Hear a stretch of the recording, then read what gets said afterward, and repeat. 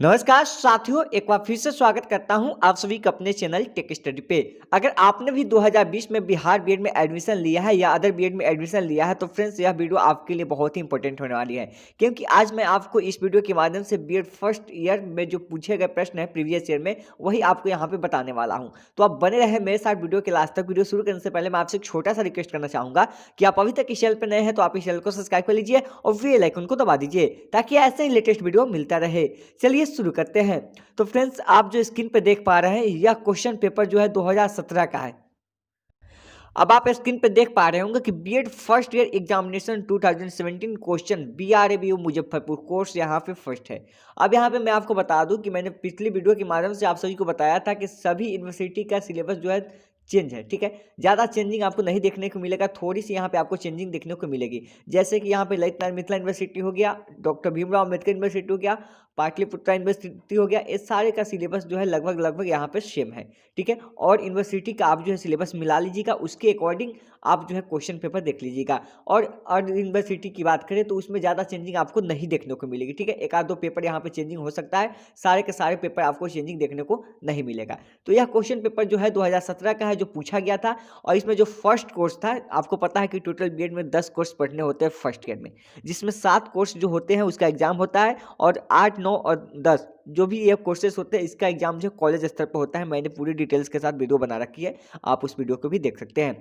तो यहाँ पे देखेंगे कोर्स फर्स्ट में जो पूछा गया है चाइल्डहुड एंड ग्रोइंग अप, इसमें टाइम जो मिला था स्टूडेंट को 3 घंटे का मिला था, ठीक है। और मार्क्स जो था कितना 80 मार्क्स का था। आपको पता है कि 20 मार्क्स का प्रैक्टिकल होता है, मैंने वीडियो बना रखा है। अब यहाँ देखिएगा यूनिट फर्स्ट में आपको क्या पढ़ना है। मैंने आपको बताया था उस टाइम कि जब आपकी 80 मार्क्स की यहाँ पे एग्जाम में होती है उसमें आपको 5 यूनिट होता है। तो फर्स्ट यूनिट आप देखिए, यहाँ पे फर्स्ट यूनिट में 2 प्रश्न है यहाँ पे, जैसे कि आप देख पाएंगे कि बाल्यावस्था के विभिन्न आयामों को संक्षेप में वर्णन करें एवं बाल्यावस्था के विकास में इसके प्रभाव की चर्चा करें। और दूसरा है कि कोल्हन वर्ग के नैतिक सिद्धांत की चर्चा करें। अब देखिए फर्स्ट यूनिट है, इसमें से आपको 2 में से एक प्रश्न का एक जवाब देना होगा। जैसे कि यहाँ पे 2 प्रश्न दिया हुआ है, अब आप इसमें से किसी एक का जो है इसमें से आंसर दे सकते हैं, ठीक है। अब यहाँ पे देखिए 80 नंबर है और यहाँ से आपको 5 यूनिट का जवाब देना होगा, यानी कि एक प्रश्न आपका 16 मार्क्स यहाँ से लेगा, ठीक है। एक मार्क्स के लिए आपको 16 मार्क्स यहाँ से मिलने वाला है। अब देखिए यहाँ पे सेकंड यूनिट देखिएगा, सेकंड में आइएगा तो यहाँ पे देखिएगा कि सामाजिक, सांस्कृतिक, राजनीतिक और आर्थिक कारक किशोरावाद को कैसे प्रभावित करते हैं, चर्चा करें। कल मैंने सिलेबस बताया था उसमें आपको फर्स्ट में ही मिल जाएगा। या उसके बाद किशोरावस्था के प्रमुख मुद्दों की चर्चा करें। अगर आपके सवाल होंगे कि क्या सर सिलेबस से ही क्वेश्चन आते हैं, तो बिल्कुल सिलेबस से ही क्वेश्चन आते हैं। आप देख पाएंगे यहाँ पे यूनिट थर्ड में जाएंगे तो यहाँ पे आपको पढ़ना होगा, जैसे क्वेश्चन नंबर 5 है कि लिंग पहचान से आप क्या समझते हैं, विद्यालय में पढ़ने वाली लड़कियों में समाजीकरण में औपचारिक एवं अनौपचारिक संगठनों की व्याख्या करें। और दूसरा है कि समाजीकरण की परिभाषा दे।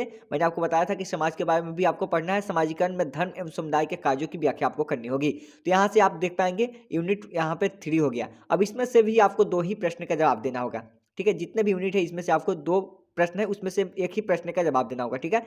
अब यहाँ पे यूनिट 4 में देखिए सामाजिक सांस्कृतिक संदर्भ में शिक्षार्थियों में क्या अंतर है। अगला है कि शिक्षार्थी पर घर की भाषा के प्रभाव की विवेचना करें।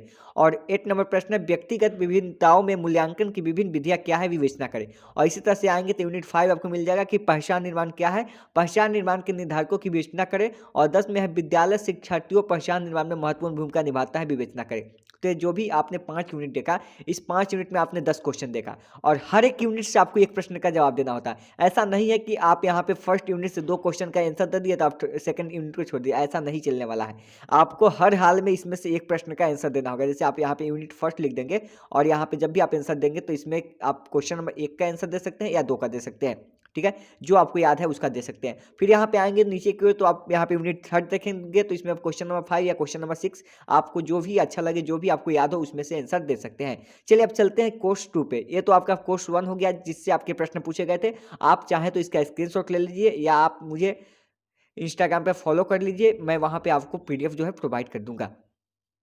दूसरा कोर्स आप यहाँ पे देखेंगे तो दिया हुआ है कंटेम्प्रोरी इंडिया एंड एजुकेशन, इससे प्रश्न पूछे जाते हैं। देखिए अगर आप किसी भी यूनिवर्सिटी से अगर आपका सिलेबस सेम है, जैसे कि आपका second course contemporary India and education पढ़ना है तो एक क्वेश्चन आपको वहाँ पे बेनिफिट देगा। तो आप सिलेबस सिर्फ यहाँ पे चेक कर लीजिएगा, ठीक है। अब यहाँ पे देखिएगा, इसमें भी 80 नंबर के प्रश्न पूछे जाते हैं और इसमें भी 5 यूनिट होता है और प्रत्येक यूनिट से आपको एक प्रश्न का जवाब देना होगा।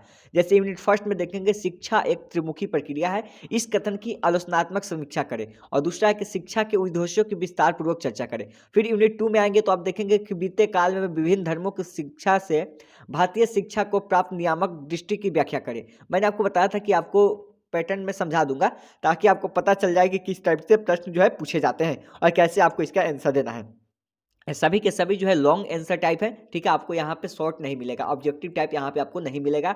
बी.आर. अम्बेडकर यूनिवर्सिटी में आपको दूसरी यूनिवर्सिटी में मिल सकता है, ठीक है, लेकिन इसमें नहीं मिल सकता है। आप सिलेबस के अकॉर्डिंग देख लीजिएगा। अब यहाँ देखिए यूनिट थर्ड में आइएगा तो आप अगर इसका स्क्रीनशॉट लेना चाहते हैं तो आप वीडियो को रोक के इसका स्क्रीनशॉट ले लीजिएगा। मैं यहाँ पे सिर्फ आपको पैटर्न दिखाना चाहता हूँ और यहाँ पे मैं आपको प्रेफर करूँगा कि अगर आपको क्वेश्चन चाहिए तो आप जो है ग्रुप को ज्वाइन कर लीजिए। अब यहाँ देखेंगे शैक्षिक दर्शन को परिभाषित करें, इसके शाखाओं की विस्तार पूर्वक चर्चा करें। यहाँ पे 5 और 6 हो गया, यह 3 यूनिट में आएगा, ठीक है। यहाँ भी प्रत्येक प्रश्न आपका 16 नंबर का होता है, ठीक है, ध्यान रखना है। और 5 प्रश्न हो गया, आपका 5 यूनिट हुआ तो एक यूनिट से जो आपका प्रश्न 2 आता है उसमें से एक का जवाब देना हो तो वो आपका 16 नंबर का होगा। यहाँ पे 5 यूनिट है तो आप टोटल मिला के समझ सकते हैं कितना है, 80 नंबर का यहाँ से आपका एग्जाम होगा। अब चलते हैं थर्ड कोर्स की ओर, ठीक है। थर्ड कोर्स को देखते हैं।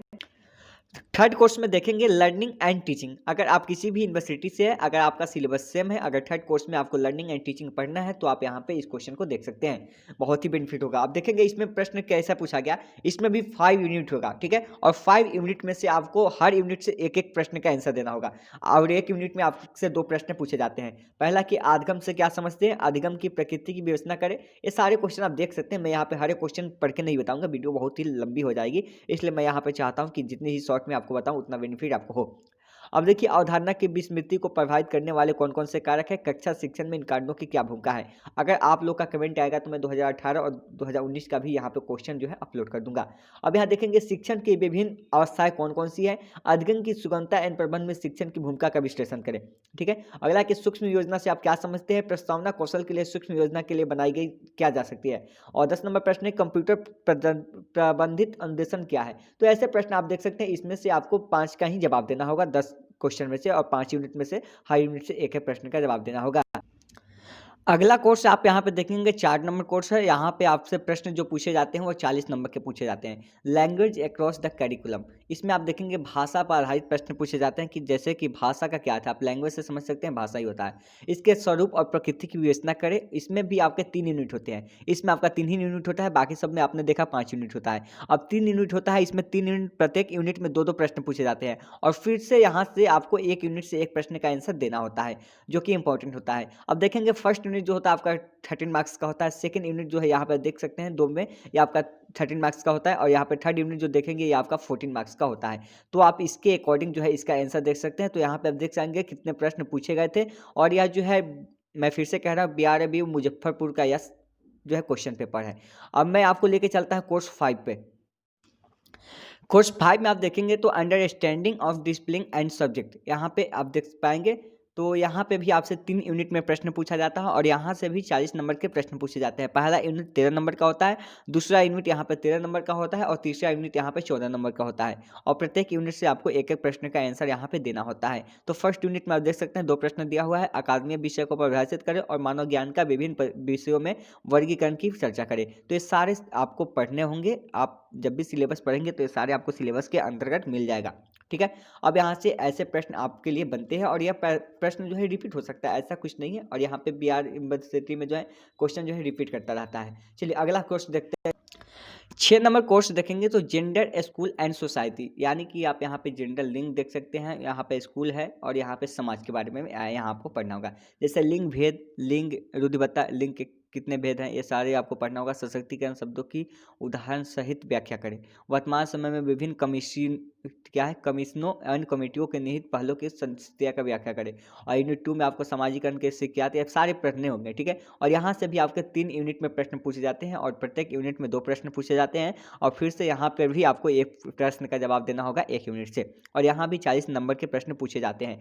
पहला यूनिट होता है 13 नंबर का, दूसरा जो होता है 13 का होता है और तीसरा जो होता है 14 यूनिट का होता है, 14 नंबर का होता है। चलिए लास्ट पे चलिए लास्ट कोर्स है यहाँ पे देखेंगे 7 में जो सब्जेक्ट दिया हुआ है जो फिजिकल साइंस का है आप यहाँ पे देख सकते हैं। यहाँ पे मैंने आपको बताया था कि जो आप ऑनर्स के रूप में यहाँ पे चयन करेंगे वही आपका यहाँ पे सब्जेक्ट होगा। तो यहाँ पे जो क्वेश्चन है यहाँ फिजिकल साइंस का है, ठीक है। यहाँ पे जो भौतिक विज्ञान का इनका जो यहाँ पे था, ठीक है, ऑनर्स, तो उन्हीं का सब्जेक्ट है। आप अगर आर्ट्स से हैं तो आपके लिए दूसरा यहाँ पे क्वेश्चन होगा, ठीक है। तो इसी के अकॉर्डिंग आप देख सकेंगे यह जो होता है लैंग्वेज सब्जेक्ट नहीं होता है, ठीक है। यह जो होता है आपका ऑनर्स पेपर जो होता है उसी में से यह आपका प्रश्न पूछा जाता है। यहाँ भी आपका 40 नंबर का प्रश्न पूछा जाता है। यहाँ पे फिजिकल साइंस का भौतिक विज्ञान इनका ऑनर्स पेपर था, इसलिए यहाँ पे ऑनर्स पेपर से पूछा गया है। अब देखेंगे यहाँ पे प्रश्न जो पूछा गया है, यहाँ पे भी 3 यूनिट से प्रश्न पूछा गया है और प्रत्येक यूनिट में 2 प्रश्न होते हैं और यहाँ पे भी आपका 40 मार्क्स का प्रश्न होता है। अब देखेंगे भौतिक विज्ञान के अर्थ और प्रकृति को स्पष्ट करें। अगला है कि भौतिकीय विज्ञान का वातावरण, औद्योगिकरण एवं सतत विकास के मुद्दों के विशेष संदर्भ में आधुनिक भारतीय समाज पर पड़ने वाले प्रभाव जी विवेचना करें। यूनिट 2 में है पाठ्यक्रम के निर्माण में पदों को विस्तृत करना है। CBSE, ICSE, ICSE and BSEB के विषय में वर्तमान माध्यमिक एवं उच्च माध्यमिक विद्यालय पाठ्यक्रम में भौतिक विज्ञान के स्थान पर वर्णन करें। यहाँ पे थर्ड यूनिट आप देखेंगे तो यहाँ पे दिया हुआ है। अब यहाँ पे मैं आपको बता दूं जो कोर्स 8 होता है, 9 होता है, 10 होता है, इसका जो एग्जाम होता है कॉलेज स्तर पर इसका एग्जाम होता है। मैंने पहले आपको यहाँ पे बता दिया है। तो इतने कोर्सेज होते हैं, इसका एग्जाम आपको यूनिवर्सिटी में जहाँ भी सेंटर पड़ेगा आपको वहाँ जाना होगा। कॉलेज में पढ़े, यूनिवर्सिटी में पढ़े, वहीं पे आपकी एग्जाम होगी। टोटल 650 मार्क्स की होती है, जिसमें से इतने जो कोर्सेज होते हैं आपने देखा कि शुरू में 100 मार्क्स का, यहाँ पे 80 मार्क्स का, उसके बाद बाकी जो कोर्सेज है यहाँ पे 40 मार्क्स का होता है, 10 नंबर का प्रैक्टिकल भी होता है, टोटल 50 मार्क्स का होता है। टोटल पूरे कोर्सेज की बात करें तो फर्स्ट ईयर में आपको 650 नंबर का यहाँ पे पढ़ना होता है। सेकंड ईयर में भी आपको सेम पढ़ना होता है। तो सेकंड ईयर के लिए मैं बाद में वहाँ पे अपलोड कर दूंगा वीडियो। अभी यहाँ पे जो फर्स्ट ईयर आपकी ज़रूरत है उसी के अकॉर्डिंग हम लोग चलते हैं। और यहाँ पे फिर से मैं आपके कमेंट के बाद यहाँ पे नेक्स्ट ईयर का क्वेश्चन भी अपलोड कर दूंगा 2018 का, अगर आप लोग चाहेंगे तो, ठीक है। आप लोगों के कमेंट आने के बाद मैं यहाँ पे कोशिश करूंगा उसका भी क्वेश्चन मैं यहाँ पे आपको वीडियो के माध्यम से बता दूं, ठीक है। तो उम्मीद करते हैं वीडियो पसंद आई होगी तो लाइक कीजिएगा, चैनल को पहली बार देख रहे हैं तो सब्सक्राइब कीजिएगा। मिलते हैं नेक्स्ट वीडियो में नए अपडेट के साथ। धन्यवाद।